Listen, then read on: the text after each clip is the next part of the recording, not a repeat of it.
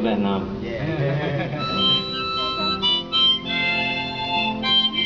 Chụp ảnh này tôi mời chụp ảnh khất.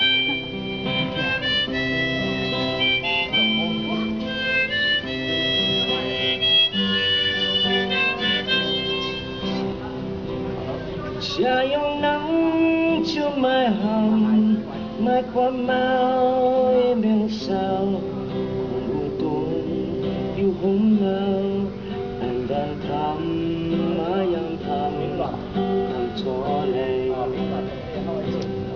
ngồi ngoài đất trên mơ muộn ôi yêu thương mê đau buồn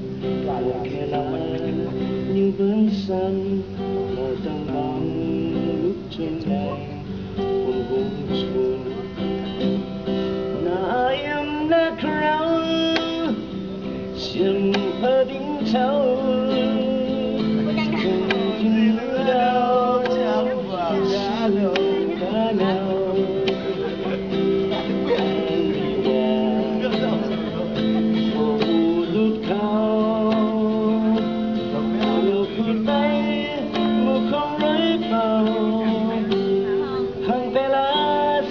còn với nhau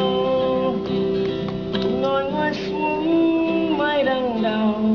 mong muốn qua bao nhiêu chiều còn say đó say sớm như hỏi thằng năm có chưa ngồi xinh xinh như ngồi ngồi xuống xin hoa đầy khiến hai tay chân đau ngày cứ nằm xuống tiếng xưa ở đây đó có bao lâu mà không ngờ nói em đã khao chìm hơi đỉnh trao hồn như đau xuân mừng ra nhau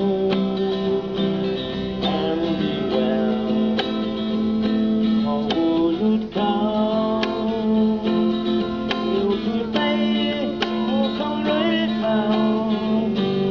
Hằng về lá Sài Gòn với nhau.